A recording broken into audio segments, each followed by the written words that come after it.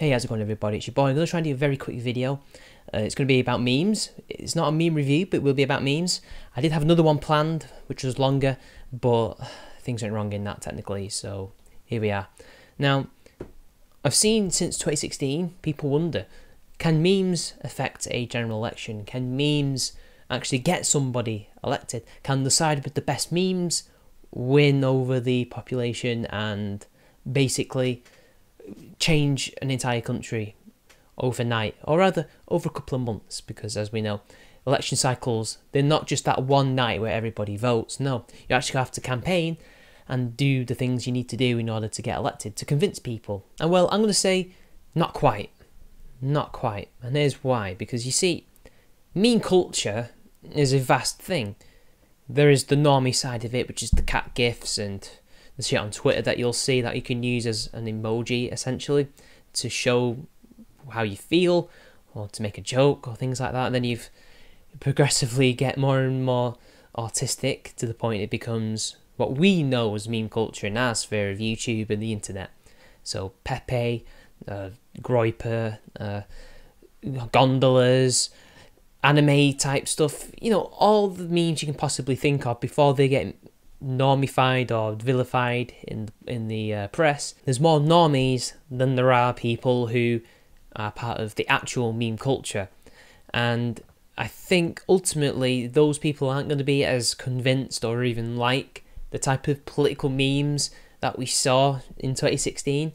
I mean, it really depends, because an SJW wouldn't be sharing that stuff, they wouldn't like that stuff, they'd rather like to report that shit to keep it down.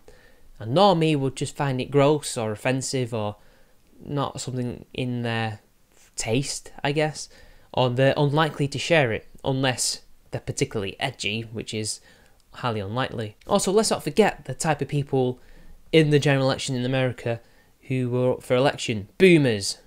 Alright, both of them are boomers. Hillary and Trump are both boomers. Now, Trump is probably a bit more in tune with the internet than, say, Hillary is, but he's still a normie on it. I mean, just because he uses Twitter doesn't mean he's internet savvy. Not really. And yes, he did reshare some tweets, such as that famous gif where a man got blackmailed by CNN, famously. But other than that, it was really his younger core of fans who were leading that meme charge, who were the ones producing these dank memes, which had an influence. I think it influenced the younger voters, say from their early 40s, maybe mid-30s below. But I don't think it really affected those who are older, and older people tend to vote more.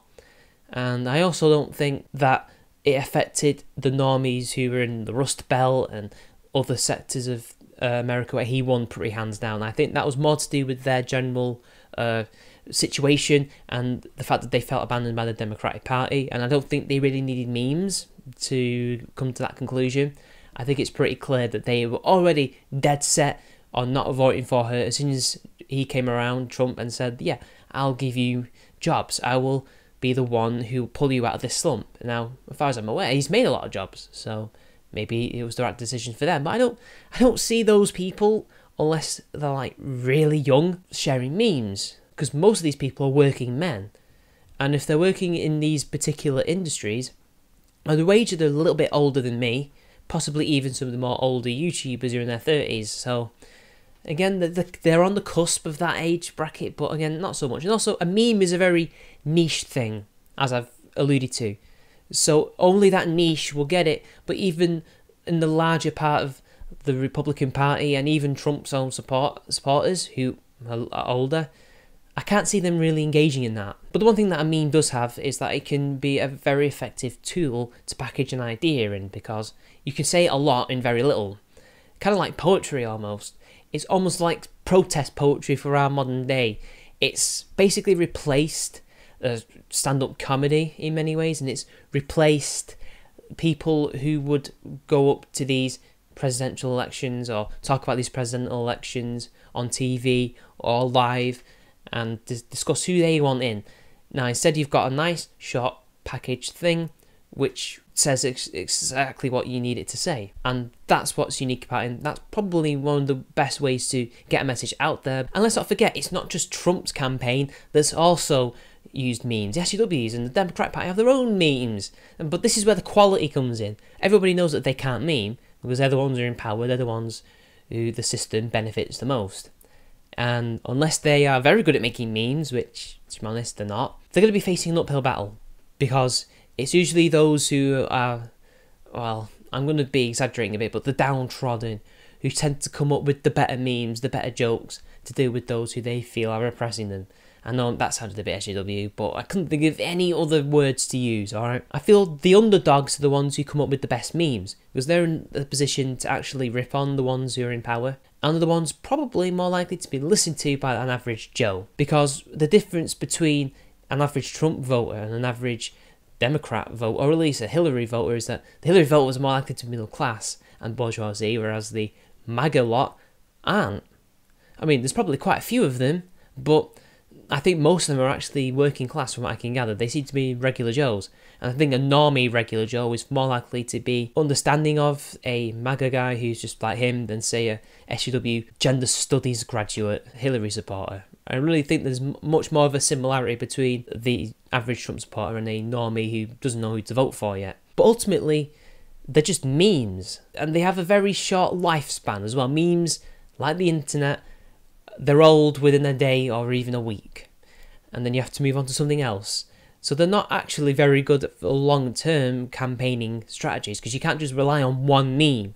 You've got to keep making new ones and coming up with something new, as long as something interesting has happened in the news or on the campaign trail or some kind of issue. And unless you're very good, unless your meme is amazing, it's not going to last long. So again, it's a temporary thing. In fact, a better analogy would be political cartoons. That would be a much better analogy. It is basically the modern political cartoon, because even though we still have cartoonists around, they don't have the following that they used to because, well, they're on old media. They're in print media and also on their internet equivalents. They're not as big because people don't read them or look at them anymore. People are looking more at the memes. But the difference is that these political cartoons are probably far more likely to be remembered than a meme. Because again, like I said, a meme is just a meme. It has a very short sell-by date, whereas a political cartoon can become iconic. Now maybe people like me, and I assume the person watching me, will remember these memes, but that's really more of a generational thing. But sadly, from what I can gather from history, from what I've been reading, it's the cartoons that will be remembered more than the memes. Because, you know, don't get me wrong, there are examples of pre-internet memes in the past, but again, unless they're art pieces, like in I think it's in Austria somewhere, of that urinal, or hell, even Kilroy from that film, it's not going to be remembered. Like, graffiti is not going to be remembered unless it's still around, unless it's been washed off. Because technically that was a form of a meme. But it's the cartoons. Ben Garrison is far more likely to be remembered than some guy on his computer who doesn't put his name on the meme, who doesn't have a platform other than Twitter or Reddit or 4chan, because he's a recognised name and he makes these beautifully drawn cartoons. He's far more likely to be remembered. He's far more likely to be used as a primary source than, say, some memer. Basically, in order for them to be something that could affect a election, they'd have to be either be very good memes, or you have to keep churning them out, basically. So we'll never know for certain, but it's pretty clear there is some kind of influence there that probably needs to be researched more, rather than just talked about like I do, without really any real thought. But it'll be interesting to see in 2020 in the British and American elections. I think our new election is in 2020, I think, because we'll have far more case studies in order to look at these influences. So anyway, until next time, it's been your boy, and I'll see you later.